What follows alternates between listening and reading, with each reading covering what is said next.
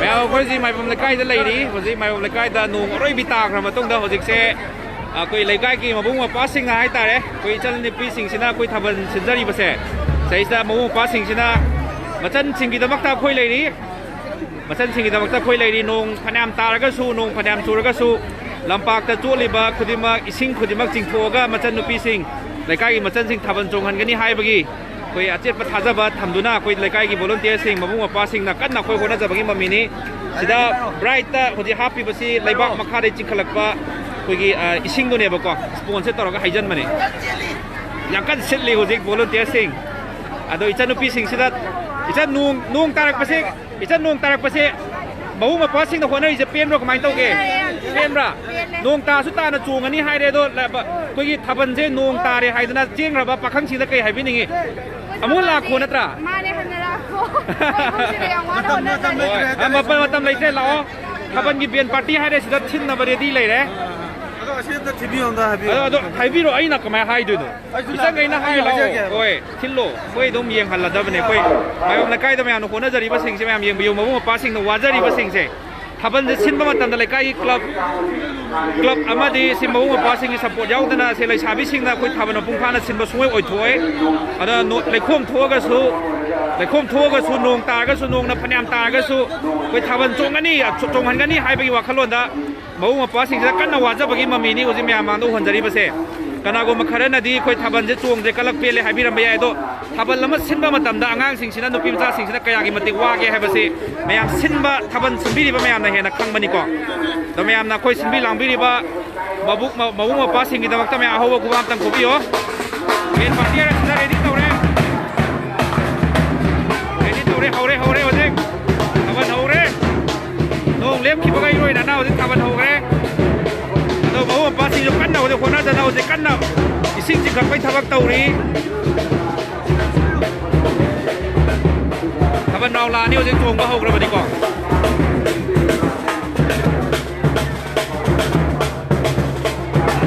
ปุ๊บตัวก็ลาสุยานี่ทวงเดือดสุยานี่ร้อยบาทดุม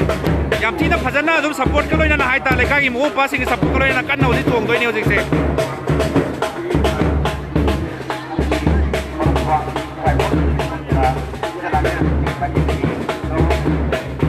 ที่กูมาซัพพอร์ตที่นี่คุยกี่เลยใกล้กี่ฉันสิ่งน่ะอิเจสิ่งน่ะยังนับปั๊มจับะเลยใกล้สิ่งนี้มาว่าสิ่งน่ะ full support บีบะน้องพยายามตาแล้วก็สู้ถ้าเป็นระดับสูงก็ฟังมาเสียอะดูมาว่าสิ่งนี้มาเตียงยาวแต่ดิ้งกำบัดนั่นเอง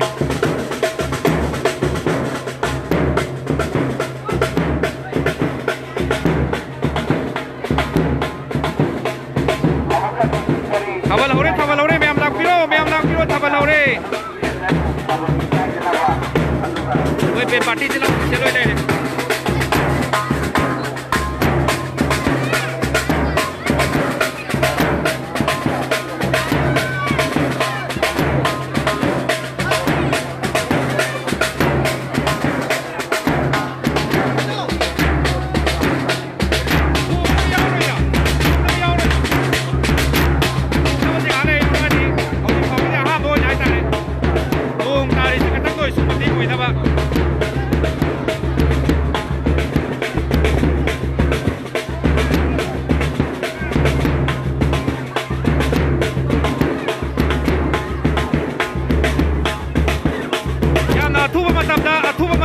ขังสิ่งหายตาเลยดุมไปไปอย่างนี้ทุบมาทำได้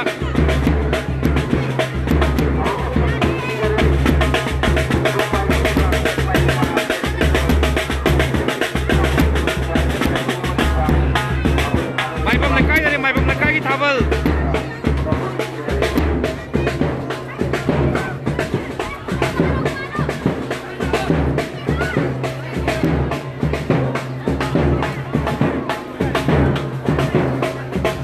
ทับลมาสินบมาทำได้แค่กี่มาติว่าแค่ภาษีคุณชีจะทับสินแต่แบบมีอันเด็กข้างหน่อยทับลมาคนนั้นมาทำได้ลูกป้าเสียสิทธิ์สินลิเสียดง almost ลาอังกุมาทักษะงานนี้บอกว่ายามเช้าบ้าอดุกุมบ้าทับเนี่ยยามเช้าบ้าคุยกี่ไม่ยามกี่เสบาสูมันเนี่ยบอกว่าเลยใกล้เอ็มได้เสียทับลมาไม่ปานัดสินบมาทำได้เลยชาบิตารานัดรักคุณนะอดุมสินบสุยาวีเลยชาบิมารีมังงานสินบสุดมยาวีอดุ มายามหายใจนิ่งมาเสร็จทับแล้วมาสิ้นมาเสียอะไรบ่อยแต่วันนี้มายามสมัยน่าจะฮีมาได้ในใกล้กี่วันนะให้ตาอมุกตั้งสิ้นมาทับได้วิกีคุณต้องทราบว่าถ้วยจิตเสงนะมายามนะอดมขณะไก่ให้นี่ว่านะสินใจบอลกันนายจะสิ่งที่ว่าปุ่นนี่ทว่าปิวดูก็ในใกล้สิ่งที่คุยบอลเดียสิ่งให้ตามาบุ้งมาป้าสิ่งให้ตาที่บุษมายามนะปุ่นนี่ทว่าปิวไก่โน้ตมวยกิสับปุ่นกระโดดนั่นนี่คุยชั้นเสียสิ่งที่น่ะอาศัยทับจงบ้าไล่เสียยาดิเสีย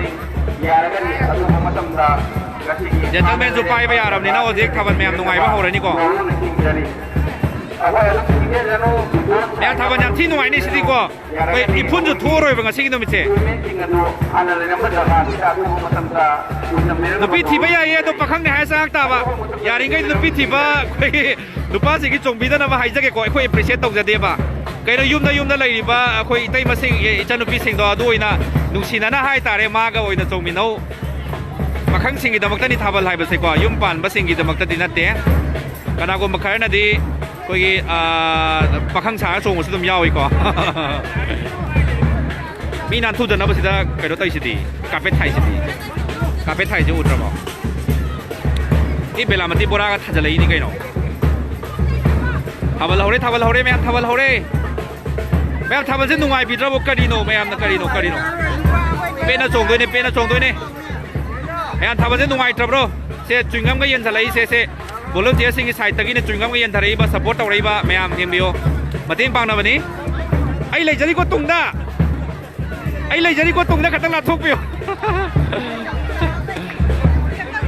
da isa gum na bi mayam su yauri sei sa tawri se ko ya khanu ra bani na thun ma khonje kamai ta nungai du no se speaker loim ba se khomjal lai ga kamai ta nungai du no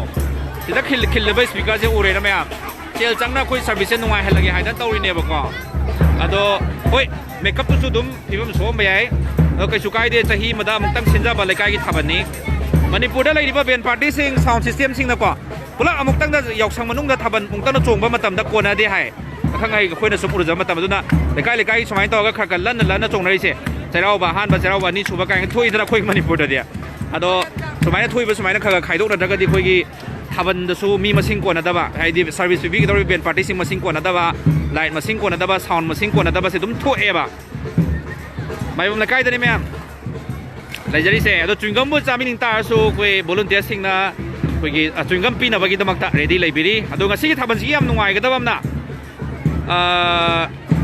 koi gi kai hai ni ipun su do tho roi phanam kana chung ta su ko yam thi na koi gi weather se yam clear oi re ado pura clear weather ni do ipun hai ba si ma de sungu ore ngasi gi no mi sida Ipun lai ba ma sungu ore ngasi dum sida mayam da hai ja ning se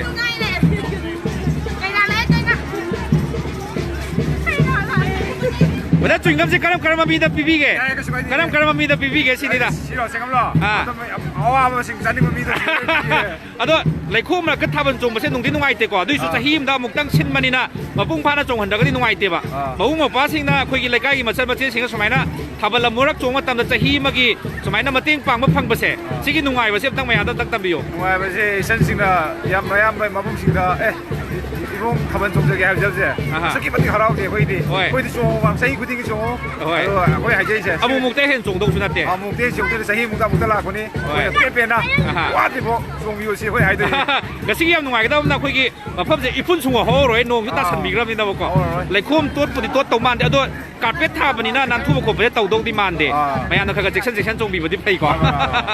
pare yen biro thank you Sogi jata. Ay, ama katang lag jage. Ama katang pibiyo. Ama katang. Is mayam gisu yaure. Ado sida yen biyo sponsor pek thana yaure se khoi gi ising oina pulap puraga chali ne ba se sumdo odoi ne se mo. Chup thoga se mayam se si thaban chung nungai na ba hai tare sumdok toi ne se. Nung tara me mayam lep khre. Nung pakhang ani Pakang ada yum pan tu ni si pakang ni je. Cungam cha ke ra. Se. Sing mai 350 se ya ma pa biu se. Ai un loi ke dro ke. Ya ma pakang nei khang. Ado me am se lai khu ma oi ta su me ma bu ma pa sing sina kwa. Ma bu ma pa sing sina ma chal sing da ma kai khoi lai ni noi gi da ma ta ka di wat pa ke. Ha. O pa sing sina ma chal sing da ma ta khoi lai ni. Nung phanam ta ga su Isan sing da wakta thaban chung halani hai bagi achawa message pi ba do ba activity ne khoi no ji uhan jari se nung ta gi boi ta su me am thoina คุยทำจงบีดาริบะอิจฉาเจสิงสิกีคุยไม้ท่วงได้แต่เอาว่าบางมามีมตตาบอูเดนิ่งบกายบางมามีมตอูบพังเจเดดูนะงั้นสิกีเจ้าบเครดิตให้แต่อิจฉาสิงสินะสมัยน่ะนุ่งไอ้น่ะอิจฉากูมาช่วยเอาอีกก็ดูนะอิจฉาสิงสินะฮาราสมัยทำจงก็พังจะมาแซ่ไม่เอามาป้าสิงดาเจ้าน่ะเครดิตพิจารีแต่ก็อีกแต่บางทีสมัยน่ะคุยคนน่ะบิลีบไม่เอาเซ่ไม่เอาทำจงบางอย่างจู่วีกันโนบางสิกีโปรแกรมมิตรเซงน่ะเลยก็มาได้มาเจอสิงห์ทำจงบางตั้มดาคุยมาบุ้งมาป้าสิงห์เล่าว่ารู้สิ่งตัวไม่เอาแต่เซงน่ะสิกีสิกีนุ่มิตรสินาดีไม่เอาแต่เซงน่ะคุยสมัยน่ะอุบพังมาสิคุยสิไม่ทรีสินะสู้ป้านั่นนำมาพังบ่อยเดียดงสิดีสมัยน่ะมาบุ้งมาป้าสิงห์โรลละมาให้ตาเลยทำจงมาตั้มมาจันสินทำจงมาตั้มมาบุ้งมาบุ้งป้าสิงห์สีเบาบ่ได้สีเบาโยงน่ะโรลเล่าไปใหญ่ให้เมื่อกี้ไม่เสียสมาไม่เอาดูคนจะแบบนี้ยังไม่ยอมไม่เอาไรเช่นตุ้มทลาดำเดี๋ยวตั้งขายจะละมันนี่ไม่ต้องว่าเราก็ไม่ต้องเก็บตาให้พี่โอไม่เอาแต่ว่าหน่วยซีซันสิงห์นี่เอาว่าอะไรตีอะตัวนี้อะไรก็ถูกไปเลยโอ้ยได้สิ่งก็ถึงวันนั้นพี่เราบอกไว้ตัวได้สิ่งชาติก็ใช่ตะกี้ได้สิ่งชาติมาพุ่งอันนี้ก็ใช่ก็ใช่เลยโอ้ยแล้วก็ตรงยูเซอร์ก็ทุ่งนาก็ตรงจุดจัดน้องสิ่งนี้อยู่ตั้งหน่วยจะตีแล้วซาวน์จะไม่ย้ายแต่ห่างดูปฏิเขาเรสิคาเลสทำมาทำมาตัวร้านนี้ก็งานเลยกันตัวร้านเอ้ยสะดุ้งไหมครับนั่นลีอะดูนุ่งสินะให้แต่มาฆ่าตานะตาเราก็ต้องดีมาได้ทำบรรจุดทุกเลยตัวบัลลับนัดเตะก็สิเลยทำบอลนี่กว่าอะดูนะไหมครับคุยกี่ทำบรรจุที่ยามนุ่งไงแล้วคิดนี้สิ่งจริงถูกประสุเลียตรีสิ่งสู้คุยกี่มาทักตะเลยกันไปสิ่งขาเราถูกปนี่กว่าอะดูนะคุยกี่ท่าขัดตั้งนี่ว่าจะท่าสิไม่เชี่ยงถูกแล้วนี่นะนุ่งสิมาฆ่าตานะคุยตาก็ต้องมันเดียบอะดูนะไหมครับแต่หายใจนิ่งไปเซ่ไม่บ่มในใกล้ตลาดปิโรให้กำลังมวยถงได้ขัดตั้งมาฆ่ารมดาคุยกี่ให้ดาราก็เลยบ่ไม่บ่มในใกล้ตัวอะดูนะหลักปิโรอะดูซาวน์สู้ที่ห่างดูก็หกกรัมนี่มาทำตั้งซ้ำมาก็มีเช่นสิ่งสู้ที่ซ้ำบ้าเลยเซ่มีเช่นสิ่งสู้ซ้ำบ้าเลยดูนะว่าที่ทำเป็นนุ่งไงบ้าเลยนี่ซาวน์นุ่งไงแล้วนี่แต่สิ่งที่ยังเดียวไอ้ที่เลยคุ้งมันที่เขากระทบตัวในด้วยสู้ไม่เอามีเชบานี่คันแล้วก็ไอ้จะสระแกเลยคุ้งมารักษาแต่เช่นนะคุยยุ่งแกมนักในไฮแต่น้ำพมเสลักซะบนนี้บอกว่าอะดูคุณดงชาติบักขดิดคุยอะดูนะไม่เอาหมดเด็กนุ่งไงแล้วนี่ว่าจะซาวน์จิกกัดเป้าเลยซาวน์จิกกัดเป้าเลยเบนจะใครเบนน้องตาหำจักเก๋บัดนั้นใครเบนหน่อยบิดน้องตาให้บิวโอชินเบนฮะโอชินเบนจะใครลำกี่โอ้ยตัวน้องลำจะใครหายนั่นเราดิเฟนพาร์ทโอ้มันนี่พูดได้โอ้ยเป็นไงตัวแต่ว่าไปเด็กๆปัจจุบันกี่เทปกี่บ้านกี่โอเชียนเบนก็ใช้นุ่งตากปุ๊บร้อยทุบสั่นเลยแบบคุณตั้งแต่ไว้ตัวเองร้อยทุบสั่นเลยตัวนุ่งที่นุ่งไอ้เจ้าตัวหัวเจี๊ยบมุกยาแล้วนี่มาพุ่งพันยาแล้วนี่ก็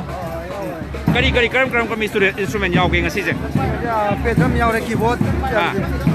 เป็ดน้ำเลยนะ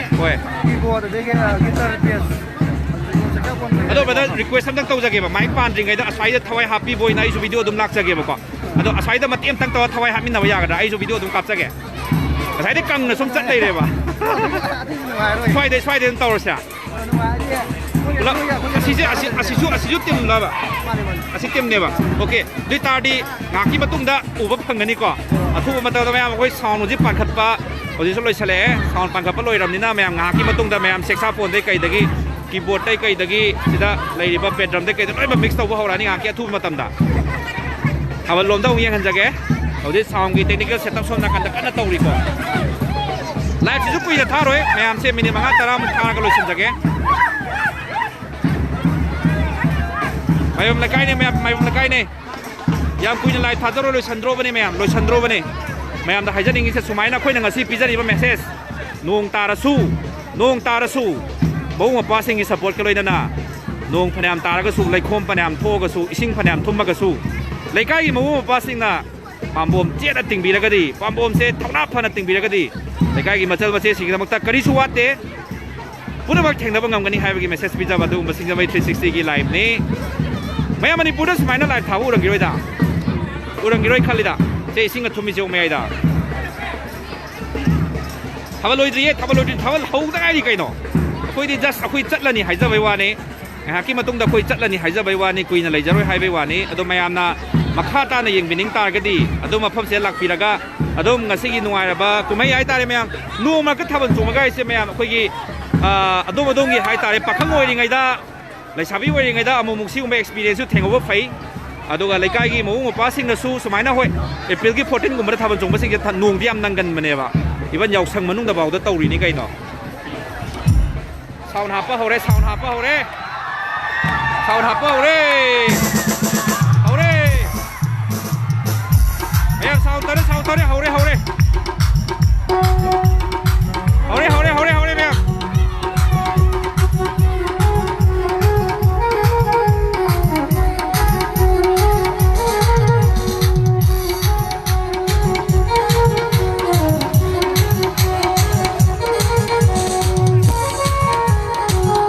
suggest wahing bang kana ta loi ma sa hi do bo oi setup ho re tore